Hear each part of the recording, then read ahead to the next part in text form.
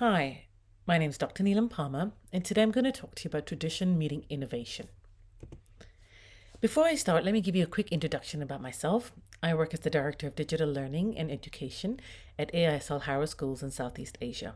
We have 17 schools, of which 10 are K to 12 and 7 based as early years and nursery schools in China itself. Our schools abroad are Hong Kong, Bangkok, and Japan, and we're looking to build 2 every year for the next 5 years outside of China and out of Southeast Asia. Prior to this, I worked as Director of EdTech, Digital Learning and Innovation in Ashford School, and then as an educational technologist across the United Learning Group of Schools, which consisted at that time of 76 schools. I also worked as the Director of ICT and Digital Innovation at the London Gardner Schools in Southwest London. So pretty much all in all, I have a very great breadth and depth of understanding within the EdTech space in digital learning, innovation, and pretty much sustainability. I also hold a PhD in Education Technology, an MSc, and a BA Honours. But more importantly, I'm a mom of 3. My children have grown up in technology, and therefore, as a result, I have written a series of books of digital literacy in the primary series for teachers so that they know how to use the technology from an ICT computational side of things in the classroom, and also a book on digital parenting. That was pretty much an interest and hobby that came out of my work, because I think at a time where technology was so rapidly growing, parents were left in at the back. We really didn't know what was happening, what they needed to know, what they didn't need to know, what they needed to be aware of, what was good, what was bad, what are some of the good opportunities you can gain. So digital parenting came out of that. Overall, that's me in a quick nutshell. And now we'll proceed on to the presentation. So as I said, I worked at AISL Harrow Schools. Before I started this presentation, I asked the question, what is it you want me to do? What do you want me to talk about? And the talk really is about how I see EdTech or digital technology being used in education today and probably in the future. Of course, I have some of my own thoughts. But before I give you any of those ideas, I just want you to know that most of them, not most of these ideas, but a lot of my thinking has come about from our ASL Harrow schools. They are quite an ambitious group, and they wish to be at the forefront of 21st century teaching and learning. They wish to adopt the very best of digital innovations, where EdTech is not a hindrance, which often is the case, but an enabler in leading at the forefront. So a lot of my new initiatives, a lot of my thinking, a lot of my plans are being embedded into our schools. At Harrow Schools, respect for tradition is balanced with innovation.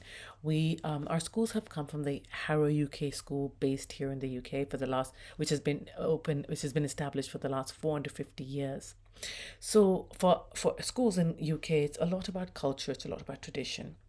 But in our world of EdTech, it's very much about change and innovation and growth and pretty much technology. So my role within all of this is being able to infuse the tradition with innovation. And I think it's really important to mention that, because as much as we want to disrupt education, it's not that easy. And neither is it fair to say that everything we do is wrong or not necessary. All of it is great foundations for our future. But at the same time, we are highly rich and embedded in a world that is moving progressively with technology. Therefore, as educators, it is our duty to equip our students with their necessary digital skills so that they're prepared for the future today, tomorrow, with digital awareness and with appreciation.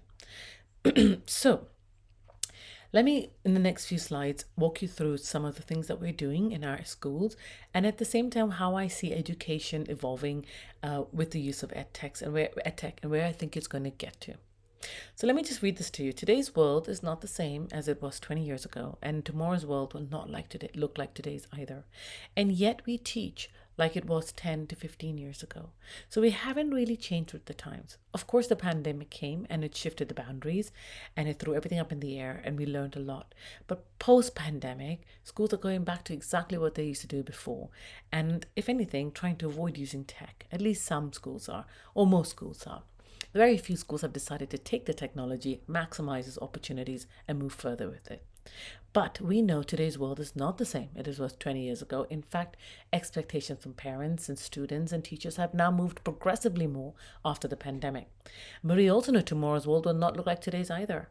No way are we going to be in the same situation in 5 years' time with the same laptops and the same phones and the same teaching. We've got to move with the times. And that's exactly what we're trying to do.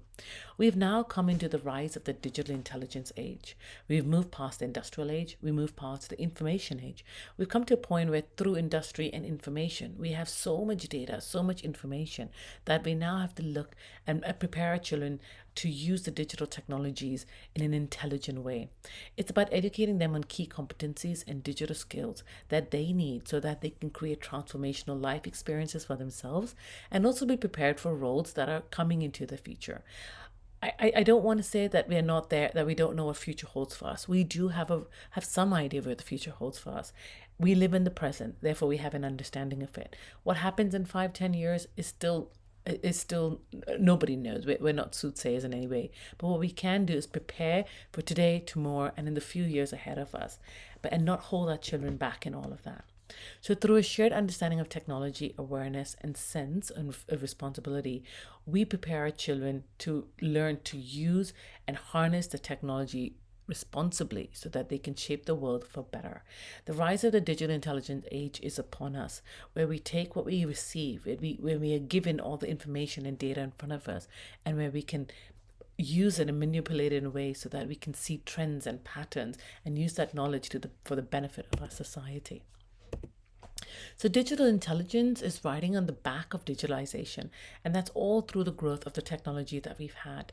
It goes far beyond just using a computer or using applications or even a device or using various devices and even a smartphone and the various types of applications that we get on a smartphone. It's being able to combine our applications. It's being able to bring the data from different places. It's profiling somebody. It's using algorithms. It's using artificial intelligence. Digital intelligence is all that and even more. And this is the space that our children are growing up in. This is the future of our generation. So we need to bring them up to speed with it. There's no surprise that the next 5 to 15 years, AI and robotics is likely to transform the workplace, making huge numbers of human jobs redundant. But what I'm trying to say here is it's not so much about making jobs redundant, it's about making the very administrative and manual tasks redundant. Why? Because robots don't get paid, they don't get tired, and they don't demand better working conditions. But and it's only fair for humans to ask all of this because at the end of the day, we're living, we still have to be nurtured. And it's possibly true that there are millions of robots likely to take the place of factory workers in the future.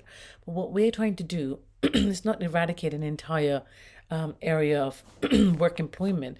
What we want to do is get people in this area to work alongside our robots, similarly in fashion with our students working alongside the robots. So while the robots do the very mundane manual task, the students or the workers or whoever it is involved, the people working alongside the robots, are able to manipulate what they've done and then use it in another way, so that we're able to evolve greater and bigger and faster. And I think that's the sort of mindset we need to have here. It's not that the robots are going to take over, it's that they're just going to do the more basic repetitive task while we do the more thinking, application, and transference of a skill set task. So our task is to educate our students so that they can face the future. We may not see the future, but they will, and it is a job to help them make something out of it. We think of instructions of what to do. Our children think of easier ways of how to make changes. So if you just look at disruptive education itself, AISL is developing a state-of-the-art digital literacy and curriculum framework to ensure that pupils are given the opportunity to have rich, deep learning and meaningful experiences. And some of the skills we focus on is foundational literacies, competencies, and character qualities. This was taken from the UNESCO's 21st Century Skills paper. And so both the next few slides, I will show you some of the things that we're doing in our schools, and where I see how I think of enriched education, where I see education will go. And one of the things we focused on, sorry, I should get back to this, is that while the machines of the future have chips, humans have hearts. So everything we've done, we've put this in mind that our children will work along artificial intelligence. They will work along Alexas, and they will work along voice recognition sort of tech. But everything they do, they'll be reminded that they still have hearts and things have to be done through empathy. So we're not preparing our children. We are going to prepare our children for the future. We're not going to let it be left to chance anymore. So within early years itself, we get our children to understand the technological and digital world. We want him to understand the where they're growing up. Want him to understand how their presence of technology and their individual experiences. And we need them to learn how to utilize appropriate devices safely, effectively, and creatively to support, enhance, and their learning and development. So we do focus on 5 different areas with young children: using tech, using digital devices, developing awareness, innovation, and pre-coding. Now, this is all the way from I want to say from kindergarten onwards, and we will do that, but not as much as you think it is. So we're not sitting there and plugging our children into the computer. So if, for instance, you see that in this scenario, we've broken it up to 4 main pillars, and we've also got our children involved in a STEAM activity. Now, they don't know they're doing a STEAM activity, but they're building an amusement park. They're building an amusement park for the community. So we're getting the children to think about one, computational thinking by using Lego and building brick after brick, so sequence of events and instructions and building the foundations. But secondly, okay, from a community point of view, what are some of the things that you think you would need in an amusement park? How would you build it? And do you think we need other things like food and water and services, etc.? So we're getting them to think in a more rounded fashion rather than going in silo with just looking at technology as a digital device or innovation. So we're still teaching them the core pillars, as you can see there, but in the end, we round it up by making them do an activity, and that activity lends itself really well towards STEAM. So they've started the process of growth in this direction. I won't show you the video now, but this is a video of our children who have done an unplugged coding program initiative, and they absolutely love it. At the end of the day, you can see how happy they are to solve a problem. You'll also see that whereas we used to have nursery rhymes of Old MacDonald's and I don't know, various other ones, you see that they've actually tweaked some nursery rhymes so that they make it more relevant to the children of today's day and age. So whereas Old MacDonald would talked about farms and make farm noises, now there's one about holding a phone and is dropped in the lake, and then him buying 100 by mistake because he clicked on the wrong button, which could easily happen if a child was watching a game online on the iPad or on the PC, and then suddenly they've got all these phones, and what are they supposed to do with it? And all the animals are going wild on the phone, downloading WhatsApp and Snapchat, and their digital footprint is all being sort of skewed, and so now they have to find a solution around that. It's still a very childish young example, but we start early on because our children have already accessed iPads and smartphones from an early age. So they're very aware of this technology. So we thought if we start them at 3 months and 3 years and start quickly, then at least as they get older, most of the bad habits or most of the negative things that could happen have sort of been curbed along the way. Not to mention the parents are also asking for it. This is another example of our children using something called emotion Lego blocks, where they can express themselves through pictures and through building, again, computational thinking, rather than necessarily always through verbal manner. We find that during the pandemic, a lot of children have held a lot of things back, and so they're struggling to express themselves. So the Lego emotion blocks really helps a lot. Similarly, in the primary years, we follow a slightly more advanced curriculum than the early years, where we look at computational thinking, programming, awareness, computer networks, multimedia innovation. But this time I've extended it to STEAM. So whereas during the pandemic, some of us had experimented augmented reality, we've now really brought it and embedded it within our curriculum. You'll see here, I've actually brought a lion into my living room, and I could walk around the lion because I could, you can move it around while you're standing next to it. You can also hear it growl. So what we've done is we've embedded these experiences into our curriculum, the digital literacy curriculum. And then we get the children to think of a creative piece of writing around it. Not only are they learning the digital skills, but they're learning to work with this kind of environment because this is the environment they're going to grow up in, and this is the environment that's expected out of them as well. So there's loads of different kind of animals: the butterfly, the tiger, the cat, the donkey, and it's all available through Google Chrome, where you just have to type in an animal and get a 3D result for it. We've taken this further, so not such that they're picking up the skills in computational thinking, data networks, creativity, but then applying it in STEAM project-based learning. So they've, whatever they've learned in terms of their sciences and in terms of their computational thinking, they're able to build using recycled straw on projects that might be able to contribute into the community and fix some of the problems that they have. So one such problem, for example, was building automated helicopters so they could remote control it up in air, because for instance in South Africa there was a problem of monkeys eating children's lunches. So they would build automated helicopters and fly them up. So every time a monkey came near them, they would stop the monkey from coming to have their lunch. You'll see here is also a 3D printer where a child, instead of having to draw all the time, they could actually create like a heart or a box or a robot and bring it to life. Again, this is going to be their world. 3D printers are everywhere. And as they get older, they have CAD printers, they have 3D printers, slightly more advanced tools. But we now start them in year 2 with these little pens, which they can eventually, parents tend to buy them as well and get their children to use it. So our STEAM-based projects move further beyond than just what they're learning in the classroom. Again, I won't show you this video. You can do it at your own time. I've left the YouTube link for you. But what I'm trying to illustrate here is that while we are all working through laptops, Macs or Sony's or Dell's, etc., the new laptops that are coming out are augmented reality laptops. You'll see here the man actually using the pen, pulling the object out of the screen, manipulating it in the background and pulling it apart, and then putting it back in. You can actually see a skeleton and its vertebrae.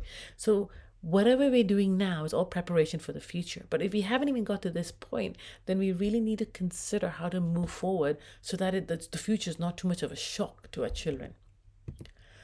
And in the senior years, my focus around this is not so much about the curriculum, because we know the curriculum exists and we know we can enhance it, but it's about taking what we're doing and really pushing it out there.